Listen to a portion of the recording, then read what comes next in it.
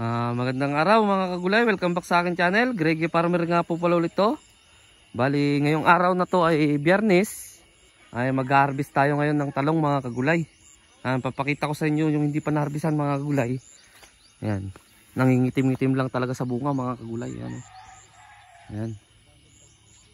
Marami siyang bunga ngayon mga kagulay. Sa isang puno halos 3-4 ang makukuha mga kagulay. Ewan ko lang sa iba kasi may puno rin na hindi rin makukuhanan mga kagulay. Pero dito, halimbawa dito, 1, 2, 3. 1, 2, 3 sa isang puno mga kagulay. Dito rin, 1, 2. 1, 2, 1, 2, 3, 4 yung ibang na makukuhanan mga kagulay. Ano ko sa inyo. Ayan mga kagulay oh. Ayan.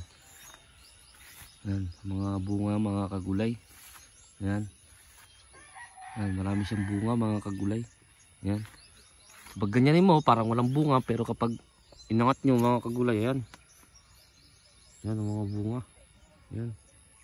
Ayan o. Nangingitim-ngitim siya mga kagulay. Huwag ko lang kung mapapansin dito sa video. Ayan. Halos nangingitim na yung mga mga kagulay. Ayan. Ano natin. Ayan siya. Mga kagulay. Ayan. Yan yung mga bunga ng talong natin mga kagulay, malalaki rin siya. Yan. Doon sabi ko nga kagapon na napasukan siya ng trips, i-spray na lang natin.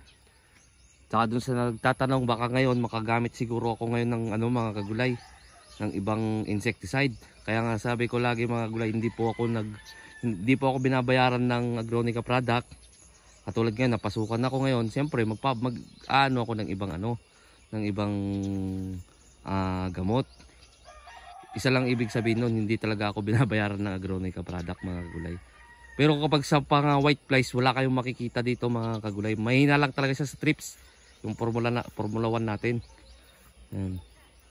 Pero sa white flies malakas siya. Kahit sinong tanungin nyo na gumagamit ng Formula 1 mga kagulay, malakas ang sa pang white flies mga kagulay. Yan, yung mga bitin-bitin na siya mga kagulay. Yan, sa isang puno. Pak.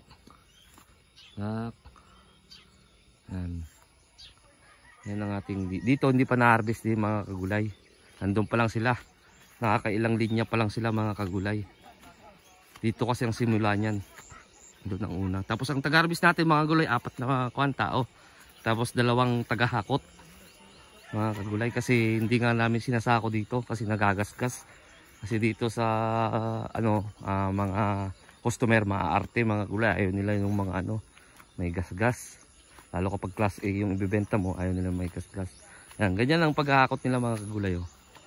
Yan, ilalagay lang sa plastic, tapos may 2 taghahakot. Yan si Hentong mga kagulay. Yan. Bali ang natatapos pa lang nila hakutin, 1, 2, 3, 4. 4 pa lang na plat mga kagulay. 4 pa lang na plat. Ayun yung taga-harvest natin, 1, 2, 3, 4. Bali 6 sila dito mga kagulay. Kasama yung taga-hakot. Tapos yan, marami pa rin naiwan yung alanganin kasi Lunes ang sunod na harvest nito mga kagulay. 3 araw lang pagitan. Tapos pagka Lunes naman ay 4 na araw ang pagitan. Kaya kung ginawa ganun mga kagulay, yung Friday Friday Monday, para sa loob ng isang linggo ay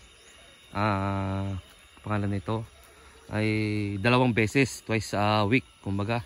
Nangingitim lang ang mga bunga mga kagulay kapag sininip sa ilalim Marami siyang bunga ngayon mga kagulay nangingitim-ngitim lang.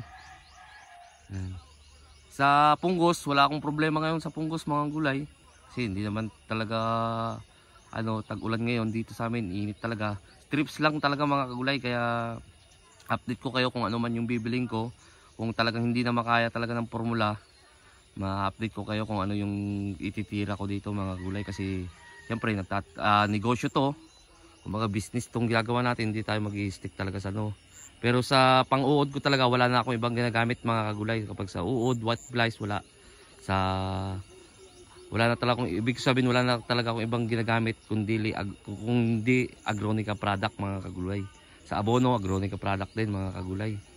Sa soil conditioner, Agronica product pa rin mga gulay. Yun yung Agronica Plus nila. Pero itong trips lang talagang Di nila ganong maano yung trips mga gulay kapag maulan na, maulan, pag mainit na mga gulay, pag nakapasok. Yan. Kaya kailangan natin magpalit ng ano. Hindi naman magpalit, i-ano pa rin natin yung Formula 1. Kumbaga, i-alternate lang natin para matanggal yung trips. Titignan natin yung nakakot na nila mga kagulay, yung apat na plat. Kung marami-rami ba ngayon, sana nga umabot na nga ng 2,000. Mangangarap na lang din mga kagulay, di ano na lang din. Di, mga 1 plus, 1,000 plus, okay na mga kagulay. 1.5 mga ganyan. Kasi yung akin dati mga kagulay, pansin nyo naman, yung 4.5 ko dati sa San Franz, umabot yun ng 2.3. 2.3 ang inabot nun mga kagulay, kasama na yung class B. Mga nasa 1.9 lang yung 1.9, 1.8 yung class A nun dati. Tapos kasagaran 1.8, 1.7, 1.6, tapos balik na naman sa 1.8. Galon yung 4.5 ko, ito 4.3 lang to mga kagulay. Kaya nga sabi ko, kahit na maka 1.5 lang, masaya na ako mga kagulay. Ito na yung ng apat na plat. Ayan na. Yung apat na plat pa lang yan mga kagulay. Ayan siya. Kasi meron na nga, yung sinasabi ko sa inyo trips, meron ng manakanakang trips mga kagulay. Mapapansin nyo naman. Ayan o. Ayan. Siyempre ayaw na rin natin maging severe, kaya siguro bibili muna tayo ng ibang Di man natin mawawalain siya kasi may mga stock talaga ako niyan mga kagulay. Ayan. So balik na lang ako mamaya mga kagulay kapag na-harvest na nila lahat para may pakita ko sa inyo.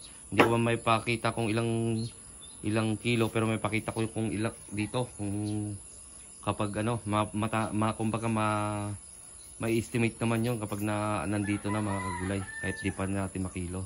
So balik na lang ako mamaya mga kagulay. Hello mga kagulay, ito nga tapos ng harvest mga kagulay, pero hindi pa siya tapos mapilian mga kagulay. Ito pala yung napipilian ko. Yan. Yan siya mga kagulay. Dumami siya ng dumami mga kagulay ito. Na makikita nyo naman kung gaano siya kadami. Dun sa nakuha kong napilihan kong yun, ito pa lang yung uod niya mga kagulay. Yan pa lang. Yan. Hindi pa nga uod yung iba mga kagulay kasi nabulok lang. Yan. Walang uod yung iba. Ito, walang uod to. Ba't nandito? Ay meron uod mga kagulay. Yan siya. Yan pa lang yung uod niya. Dun sa napilihan ko dun. Para ito, hindi pa napipilihan lahat to mga kagulay. Yan siya. Yan. Marami ang narabis ngayon mga kagulay. Parami. Tapos marami rin yung naiwan mga kagulay. Yan siya. Yan. So napit ko lang kayo. Pinakita ko lang kung gaano kadami yung na-harvest natin ngayon. Pang 5 harvest mga kagulay. Pang 5 harvest siya ngayon. Bali sa Lunes, harvestan na naman ulit siya, pang 6 na. Tsaka bumigat na yung talong mga kagulay. Yun yung sinasabi ko lagi, lalo doon sa mga baguhan. Kapag unang harvest hanggang pang 4, pang 5, yan, magagaan pa. Pero ngayon, bumigat na siya mga kagulay. Yan siya. Yan. Bumigat na siya. Kaya ito, ang estimate ko na ito mga kagulay, nasa, abutin siguro ito ng 1,000 mga kagulay. 1,000 mahigit. Yan. Yan siya, kasama pa yun. Yun, napilian na yun. Kaya maganda na yung doon mga kagulay. Tapos may naka-transparent na rin doon mga kagulay. Tsaka papakita ko na rin tong itong sitaw mga kagulay to. Yan, di pa siya napipilian. Tapos may nag-harvest pa doon ng sitaw mga kagulay. Pag, ayun, kung makikita nyo, yun pa yung isa mga kagulay. May pupunta dito. Bali, ang na ito, makisig. Makisig mga kagulay. Papakita ko sa inyo yung darating na isa mga kagulay. Tapos meron pa nag-harvest ulit ng sitaw doon.